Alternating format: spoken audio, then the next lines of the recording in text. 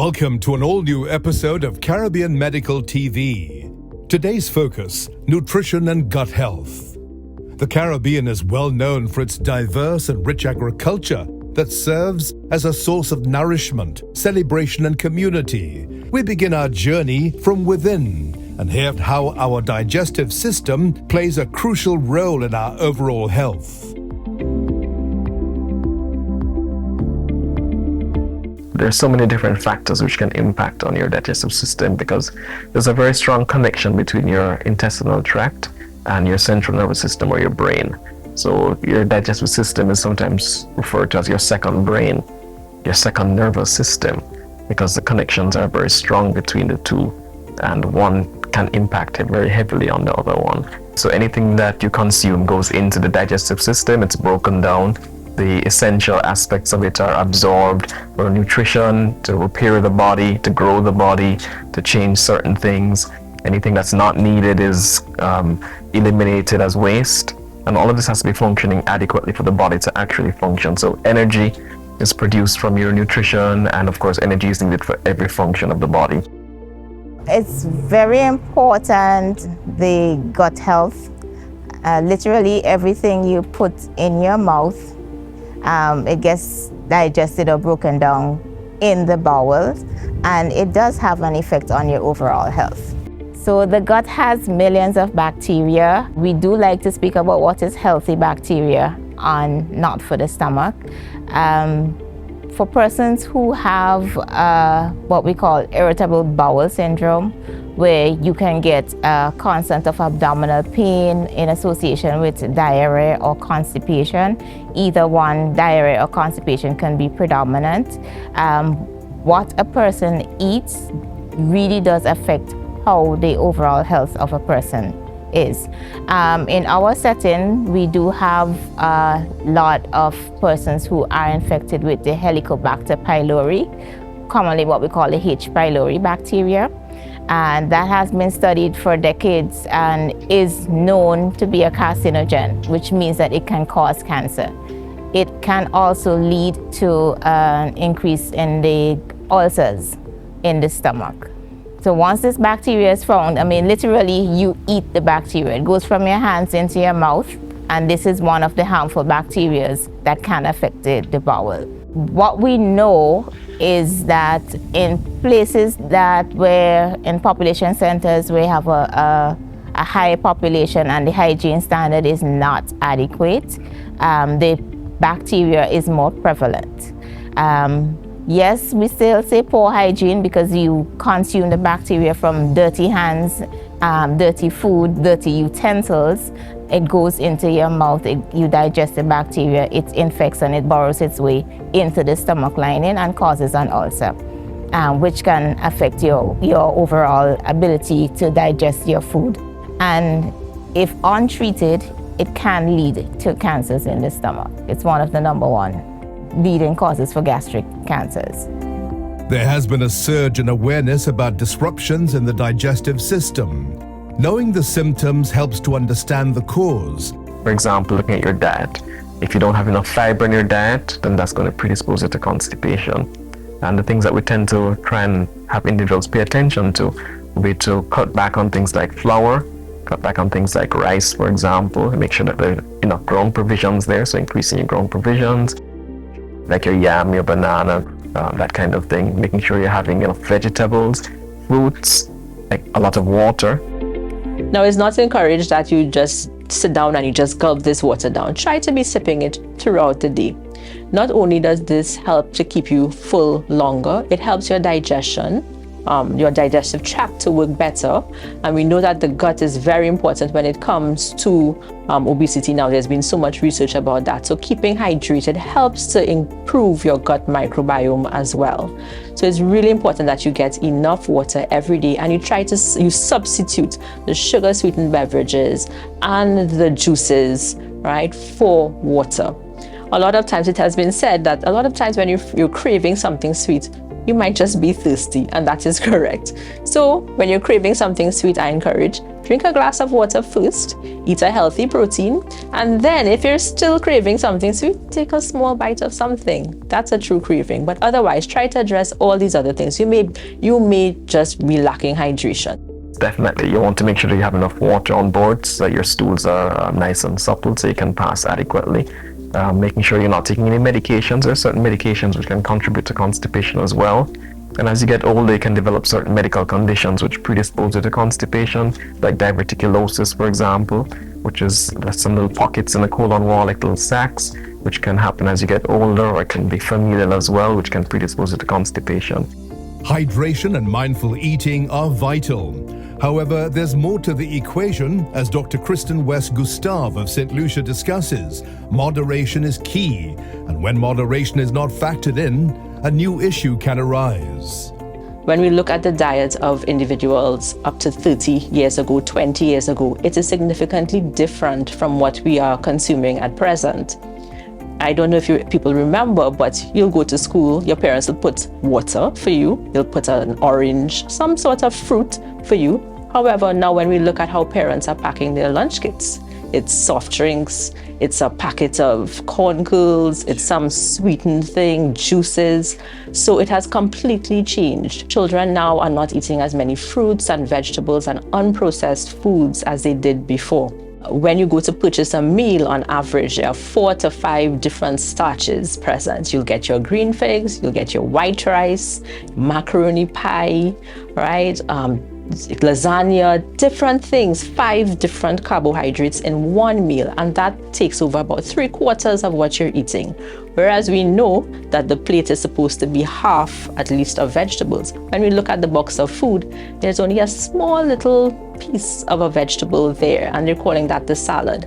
So that's causing a lot of problems. The portion sizes have increased tremendously. We were satisfied with a small plate. Now, even when you go to purchase food, you get these huge boxes of food, which probably one meal alone has your total calorie consumption for the day. So that's a big issue for us. We're eating more, and the types of foods we're eating. So there's more salt, there are more fats, there are more sugars, everything that is added to the food. And it's more processed foods, which definitely have been linked to increasing rates of obesity. It's no longer what we grew from the ground. We prepare, we wash, we cook, and we eat it. Everything now has been processed, calorie dense, and we're over-consuming calories, which is causing the obesity problem here. A message that I want persons to take away is that food is to be enjoyed, first of all. Food is to be enjoyed, but because of the high risk of non-communicable diseases in our region, we're finding that food plays a factor in contributing to that. And if we can start by cutting down even the starchy foods, that makes a difference. One of our biggest challenges in the region is portion sizes. We just eat too much of the wrong types of foods. So it may be too much fatty foods, too much carbohydrates, whether it's bread, rice, pasta. It's just too much. We live in the tropics where we have access to provision of sweet potato, our running spinach, our okras, and so on. There are certain things that are available seasonally, same thing with the fruits. Take advantage of those foods when they're in season. Our foods in the region are high and rich in nutrients that's important for preventing things like hypertension, certain types of cancers, controlling weight. So just putting it together, and of course moderation in all things. Always think moderation. You don't have to overdo one thing, and as I said before, enjoy your food. If you eat right, it's critical. We're in that fast food kind of thing these days. People don't eat well because we're always on the go. You know, you stop at the fast food, you pick up something, a lot of sweets, sugars, salt, high content. You know, a lot of the carbonated drinks.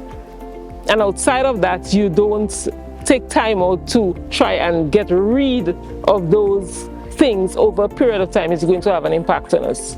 Proper nutrition is critical, not just for the individual, but the family. There is a need for greater awareness of what one should be considering when preparing meals and selecting foods that do not trigger other health issues. Joining us on the program is nutritionist Dr. Leandy Bertrand of Dominica to share her insights. On average, adult women require about 25 grams of fiber per day. Men require about 35 grams of fiber per day. So in terms of managing disease like hypertension, diabetes, or just simple weight management or staying healthy, one of the things I would like to emphasize is getting a lot of fiber in the diet. If we often look at how culture has influenced how we eat, we fill the plate with a lot of carbohydrates, staple items like rice or macaroni, or even the provisions. But let's focus on making that like a quarter of the plate and half in the plate with vegetables. Focus on legumes, peas and beans, right? Focus on nuts and seeds. Focus on cereals, like oatmeal is one of the most potent items in terms of getting fiber. Fiber is very beneficial in terms of managing diabetes, right? Because what happens is that fiber is a non-digestible portion of food, right? So if something is not digested, then there's no way it's going to affect your blood sugar, right? So if we could get more fiber in the diet, then there's no way that is going to, cause so much of the rises in blood sugar that we see. If we're looking to increase fiber content with vegetables, the more water, the less fiber. So things like lettuce, things like cucumber, things like watercress, they're higher in water, so the fiber content is less. When we want to increase our vegetable consumption, it doesn't always have to be a salad, because guess what? You're going to get tired of salad. So here's what to do with vegetables. You could eat it raw. You could make a dip with it. You could have it in wraps, like in tortilla wraps. Thinking of chia seeds, flax seeds, even coconut jelly, coconut water, right? That's considered a nut. Hemp seeds. These are good. This is good for placing on your cereals, right? Placing on smoothies, placing in salads. Another food group we want to emphasize in terms of weight management, again in terms of diabetes management particularly, is protein. Protein digests very slowly. So if we could add protein to our meals, like adding protein to our breakfast, our snacks, our lunch, our dinner, then we are likely to remain full for a longer time. The fiber also has that benefit, but coupled with protein, it gives us a sense of satiety or fullness for a longer time. Some people, they avoid protein for whatever reason, maybe because often protein comes with some sort of fat in the diet. If you could get some protein in the morning, examples would be fish, examples would be peanut butter, examples would be eggs, right? Example would be milk, skimmed milk preferably, right? So if we could get protein in our lunch as well, again, legumes are high in protein, fish is high in protein. And the Mediterranean diet has been proven to improve cardiovascular outcomes, improve diabetic outcomes, because what we know is that ensuring that you get good quality vegetables, reducing that red meat intake, focusing a little bit more on your fish, and when you're coming to your starch portions, persons within the Caribbean tend to like macaroni pie and rice and peas.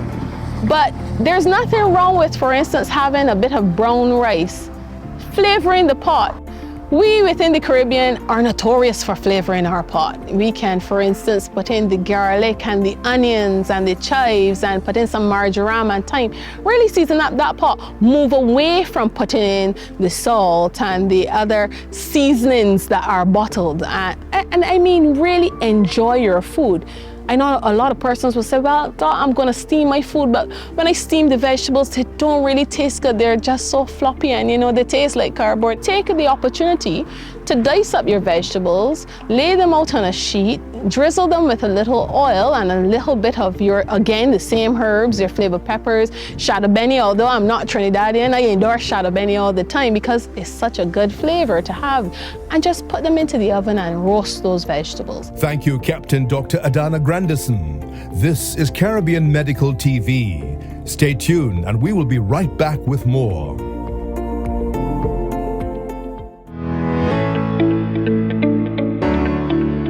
Republic Bank is more than just a financial institution. We've been a steadfast partner in the communities we serve, investing in their future through our Power to Make a Difference program for more than 2 decades. Our aim is to drive meaningful change, expand our sustainable footprint, and ultimately build more resilient communities. Our footprint spans 16 territories across the Caribbean, South America, and West Africa. We understand that true success is built on the strength of our communities. That's why we're committed to making a lasting, positive impact. This is why the Power to Make a Difference isn't just about funding. It's about active participation. It's about providing crucial support and guidance to our valued non-governmental partners, empowering them to achieve the United Nations Sustainable Development Goals. By working together, we can create a movement of positivity that resonates throughout the territories in which we operate. I am Navin Dukran, CEO of Eximbank, and we understand the power, impact, and transformative potential each citizen has.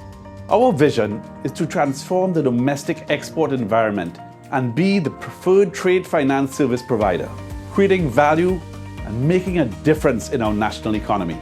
Here at Eximbank, we recognize that we operate within a complex rhythm that exists in our social structures and biodiversity. It is written in every community and generation.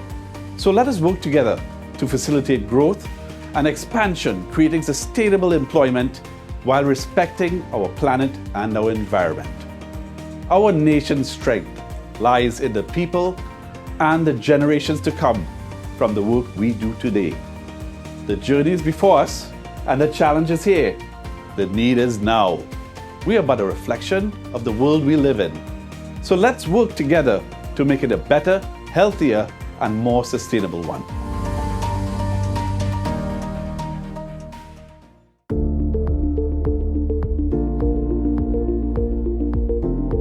There's been much improvement in what we eat through awareness. We once again return to St. Vincent and the Grenadines to hear from Dr. Badnock about aspects we should be aware of with our food and spice selections.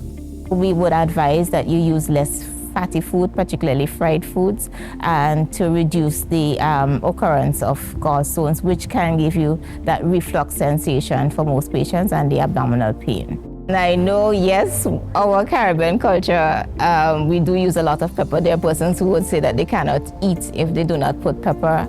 But once you would have started to complain and get the discomfort in your stomach, especially when you take your meals or even between your meals, we really would recommend that you do not use a high pepper, unless it's spicy, because we have a lot of spices other than pepper that can contribute to that sensation of the discomfort of pain and burning that we will relate to what we call gastritis, so just the inflammation in the stomach.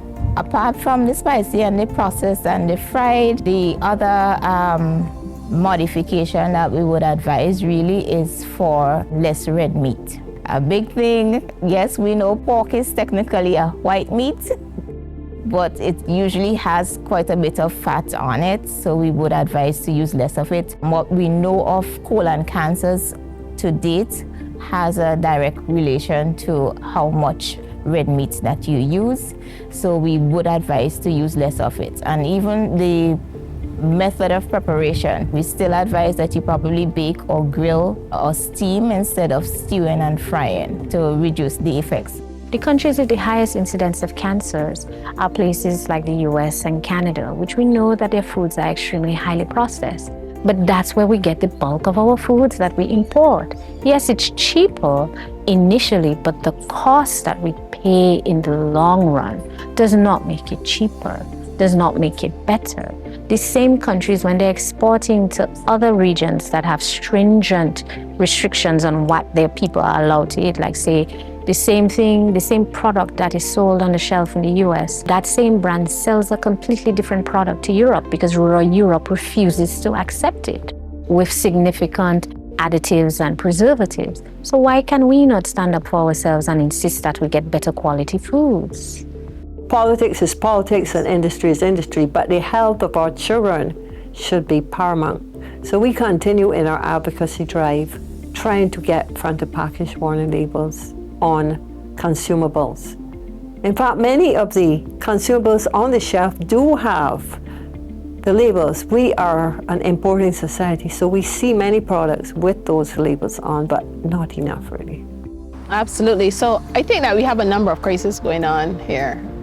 We have the well-known, well-established NCD crisis. And before, when we thought about NCDs, we would say that was an older population issue. That is no longer the case. We are seeing obesity infiltrating the younger population in a very significant way. Before, persons being diagnosed with hypertension and diabetes pre-40 was unheard of, apparently for, let's say, type 1 diabetic. But now we are seeing more and more persons being affected with hypertension and diabetes at quite a young age. I mean, we now have a situation where we have probably 1 in 3 persons between the age of 10 to 13 years old being overweight or obese. And that is really not what we want. Yes, we're accustomed to having good, tasty food, the rice and peas and the macaroni pie, but we really need to ask ourselves, are we eating for our taste buds or are we really eating for our health? And certainly eating healthy doesn't mean eating bland. There are ways that we can work around, and yes, within the Caribbean, sometimes going to the supermarket can be very prohibitive in terms of getting good quality and a wide selection of vegetables while still maintaining comfort within your pocket.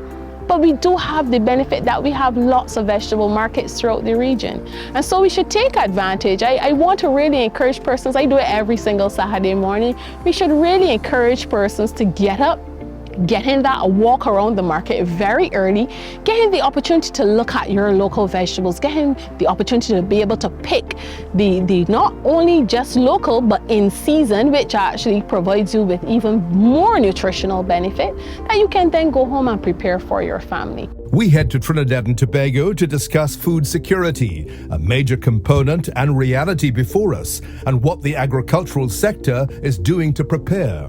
Food security basically talks about ensuring that all persons have access to food at all times.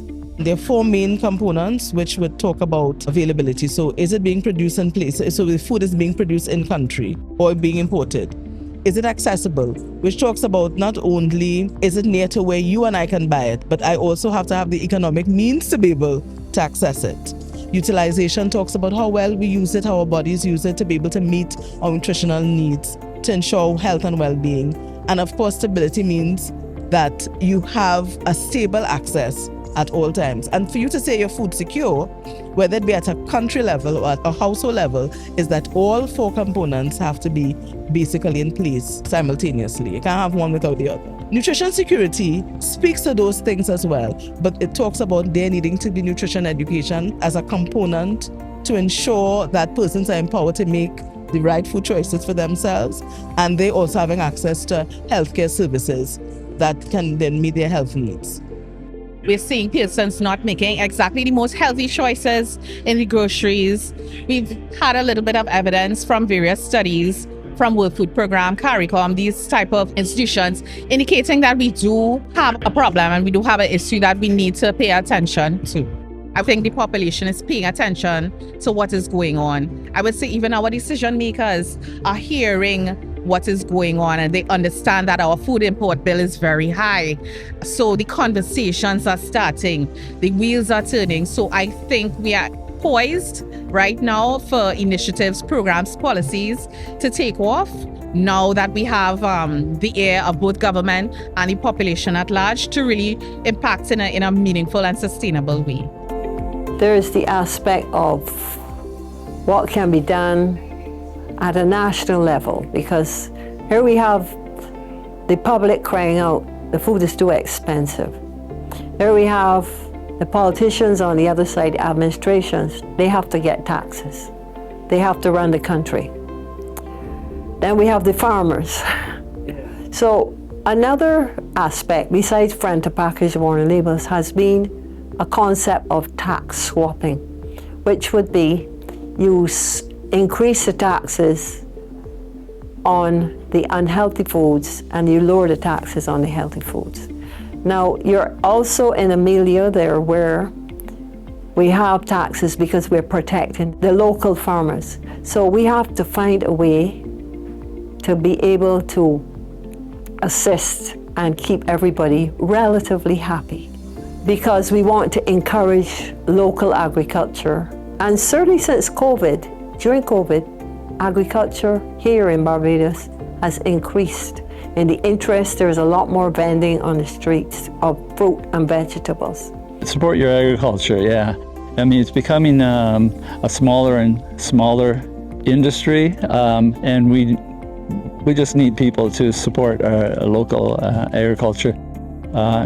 When we're importing, you know, these things could have been harvested weeks and months ago, and we're getting it fresh here. We'll harvest on Thursday, and vendors come, they buy all our produce, and it's sold within days.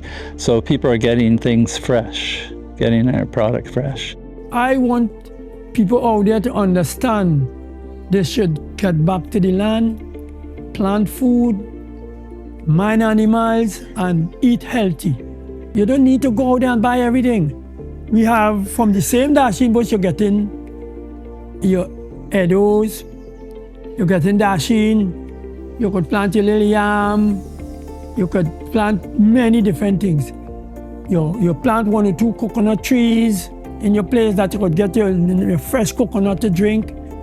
You have your little mango trees, your different fruit trees, orange, Portugal. These are things we need to have in every home. Supposed to have that. Regardless how small your land is, you can do it. I am a Caribbean woman at heart, 100%. I love Caribbean food. I love Caribbean culture. I love everything about our Caribbeanness. That's how I should coin that. I like that. Our Caribbeanness, wonderful, yes. I love everything about it. And I'm also a cook. So for me, cooking Caribbean food as part of your diet and still maintaining a level of fitness in your life, that's what we're trying to get people to understand. A lot of the time people think you have to have a foreign diet to get fit. So every time people decide, I want to lose weight or I want to tone up, we lean towards the foreign diets. When we have so many healthy stuff, our herbs and our spices here are amazing healing. So I am encouraging people, use your food as medicine. Understand? Eat to heal, eat to treat, eat to be better. Don't just eat. And the thing about it is the majority of our Caribbean cuisine has some form of a health benefit to it. So if we encourage people to do that, then we would lower stuff like blood pressure and combat diabetes and all these different things that people are being afflicted with. We have a beautiful savannah. Walk around it, and then you could go home and eat something Caribbean, so you get a double dose of wonderfulness. Thank you, Fay-Ann. Special thanks to the entire fishing and farming community for all that you do for us in the Caribbean. Our fishermen and farmers are the backbone of our nation's food supply, working tirelessly to get nutritious foods from farm to table, and we applaud the great and important work you do. This is Caribbean Medical TV. Thanks for viewing. Stay safe and stay healthy. You see that sign there? Eh? Yeah.